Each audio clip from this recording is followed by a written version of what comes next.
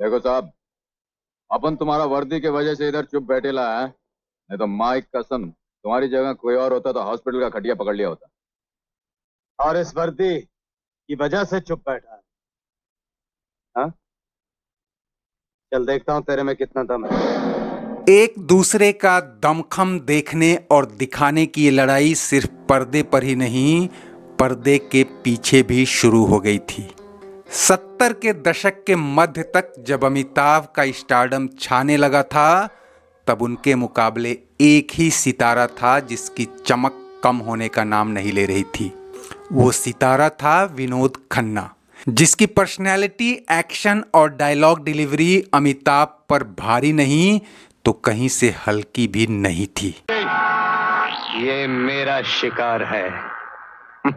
मैंने इसे वचन दिया है कि अगर मैंने अपनी माँ का दूध पिया है तो एक दिन इससे अकेला लड़कर इसका अरमान जरूर पूरा करूंगा। इन दोनों ने एक ही साल फिल्मी करियर शुरू किया था, लेकिन 10 साल बाद भी विनोद खन्ना के पास अमिताभ से ज्यादा सुपरहिट फिल्में थीं और उनकी माने तो खुद अमिताभ भी उन्हें अपना राइवल मानने लगे थे।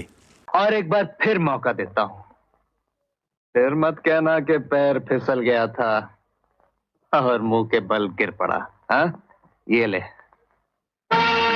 बेटा अजय, जीत तो उसी की होती है जो आखिरी बाजी जीते।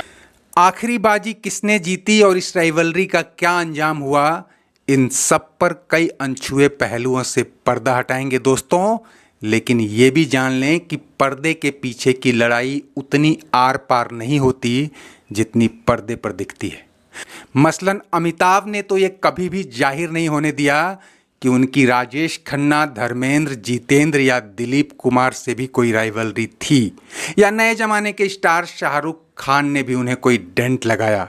लेकिन बॉलीवुड हो या जंग का मैदान, सूरमा वही जो दुश्मन को भी दोस्त बताए और आगे बढ़ता रहे बिना रोए गाए।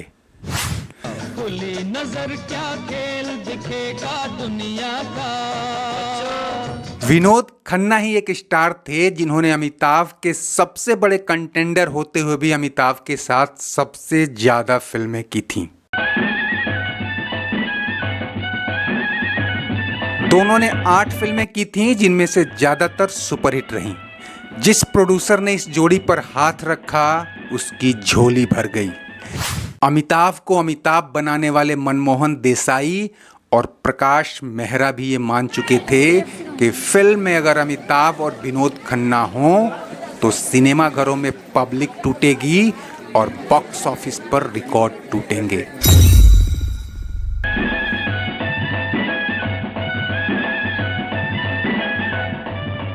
लेकिन उन्हें यह पता नहीं था कि एक म्यान में 2 तलवार और एक जंगल में 2 शेर भले ही रह लें, एक फिल्म में 2 सुपरस्टार ज्यादा दिन तक नहीं चलने वाले। मैंने कहा था ना अजय, आखिरी बाजी मैं ही जीतूंगा। दुश्मन के घर आया हूं और पूरी तैयारी के साथ। सेठ जी, अपने चमचे से कह दो बंदूक फेंक दे वरना। साल 1978 में आई ब्लॉकबस्टर फिल्म मुकद्दर का सिकंदर इस जोड़ी की आखिरी फिल्म साबित हुई। दुनिया जानती है कि उस साल डॉन और त्रिशूल जैसी सुपरहिट फिल्मों के बावजूद मुकद्दर का सिकंदर ने कमाई के सारे रिकॉर्ड तोड़ दिए थे। लेकिन ये कोई नहीं जानता कि आखिर यह रिकॉर्ड तोड़ कमाई वाली जोड़ी क्यों टूट गई। ओ साथी रे, तेरे बिना भी क्या जीना। कहने को विनोद खन्ना ने उसी साल फिल्मों से संन्यास का ऐलान कर दिया था और ओशो की शागिर्दी में चले गए थे, जैसा कि महेश भट्ट, विजय आनंद और परवीन बॉबी जैसे सितारों ने भी किया था। कुछ लोग कहते हैं कि विनोद खन्ना पर्सनैलिटी और एक्टिंग में तो अमिताभ को टक्कर दे रहे थे, लेकिन पेशेंस और माइंड गेम में वह हताश हो चुके थे। एक तीसरा खेमा भी है जो मानता है कि दोनों मल्टी स्टारर फिल्मों में ही चमके थे, लेकिन यह बात विनोद खन्ना की अमिताभ से पहले वाली आधा दर्जन सोलो सुपरहिट और अमिताभ की विनोद खन्ना के बाद की सोलो सुपरहिट्स के आगे नहीं टिकती। यानी कुल मिलाकर बहुत कुछ चल रहा था उनके बीच। खुद विनोद खन्ना ने एक इंटरव्यू में बताया कि उनकी टक्कर सिर्फ अमिताभ से थी। In terms of what probably Why? I you was were the only looking- contender to Amitabh Bachchan. There was nobody else.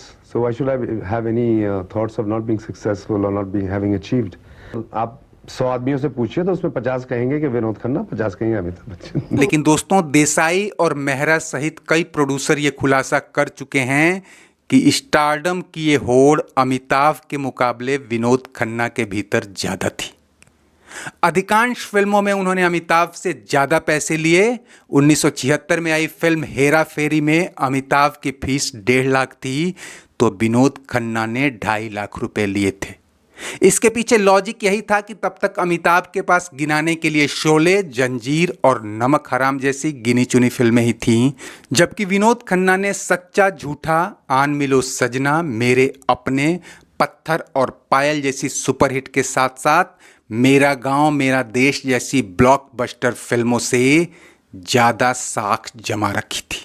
उन दिनों वह अमिताभ के साथ खून पसीना, अमर अकबर एंथनी और परवरिश में भी काम कर रहे थे, और इन तीनों ही फिल्मों में दोनों के बीच स्क्रीन स्पेस को लेकर कोल्ड वॉर छिड़ चुका था। चूंकि उनकी जोड़ी हिट हो रही थी और करियर का ग्राफ चढ़ रहा था, ऐसे में दोनों ने इस शीत युद्ध को बाहर नहीं आने दिया। लेकिन मुकद्दर का सिकंदर आते आते अमिताभ का स्टारडम हावी हो चला था, और अब उन्हें भी लगने लगा था कि टाइम, स्पेस और पैसे को लेकर कंप्रोमाइज नहीं किया जा सकता। वह रेशमा और शेरा या यमीर वाले अमिताभ नहीं थे। कहते हैं कि इसी फिल्म के सेट पर दोनों में हल्की नोक झोंक भी शुरू हो गई। खैर, विनोद खन्ना ने 1978 में संन्यास तो ले लिया, लेकिन अमेरिका जाने से पहले साइन की हुई फिल्मों के लिए उन्हें 2 साल तक रुककर काम करना पड़ा। इस दौरान उन्होंने अमिताभ तो क्या, कोई भी नई फिल्म साइन नहीं की, और इसी दौरान अमिताभ का स्टारडम उन्हें पीक पर ले गया। मिस्टर नटवरलाल, सुहाग, दोस्ताना, राम बलराम, नसीब, लावारिस, कालिया, सत्ते पे सत्ता और कुली जैसी फिल्मों ने उन्हें बॉलीवुड का बेताज बादशाह बना दिया। उधर विनोद खन्ना का मन संन्यास से उचट गया तो उन्होंने फिल्मों में वापसी की, लेकिन दोस्तों, तीर कमान से, बात जुबान से और स्टारडम कदरदान से एक बार निकल गई तो वापस नहीं आती। विनोद खन्ना ने अपनी दूसरी पारी में इंसाफ, दयावान, चांदनी, सूर्या जैसी कई सफल फिल्में भी दी, लेकिन अब उनके और अमिताभ के बीच स्टारडम की गहरी खाई थी। इस बीच अमिताभ भी फिल्में छोड़ राजनीति में गए, कई हिचकोले भी खाए, लेकिन सिनेमा की शहंशाही छीनने वाला कोई नहीं आ सका। कई प्रोड्यूसर्स ने दोनों को एक बार फिर साथ लाने की कोशिश की, लेकिन बात नहीं बनी। तब उनके बीच तनाव की खबरें भी सुर्खियों में थीं, लेकिन अमिताभ लंबी रेस के घोड़े थे, वो आग लगने से पहले ही बुझा देते थे। दयावान फिल्म के सुपरहिट होने के बाद अमिताभ ने विनोद खन्ना को एक चिट्ठी लिखी थी, इसे आप भी देख सकते हैं। उन्होंने खन्ना को डियरेस्ट लिखा था और उनकी एक्टिंग की जमकर तारीफ की थी। विनोद खन्ना पर्दे पर जरूर बुझते नजर आए, लेकिन टक्कर का जज्बा शायद जिंदा था। उन्होंने अब उस पिच पर कदम रखा जहां अमिताभ सफल तो हुए थे, लेकिन टिक नहीं पाए थे, राजनीति। विनोद खन्ना बीजेपी के टिकट पर गुरदासपुर से लगातार 3 बार लोकसभा का चुनाव जीते और मंत्री भी बने। 2014 में एक बार फिर चुनाव जीते, लेकिन यहां जिंदगी की स्क्रिप्ट शायद अधूरी लिखी थी। कैंसर के चलते उन्हें राजेश खन्ना वाले दिन देखने पड़े, जिन्हें देखकर उनके डाई हार्ड फैन भी हिल गए। 2017 में वो अपनी यादें छोड़ गए।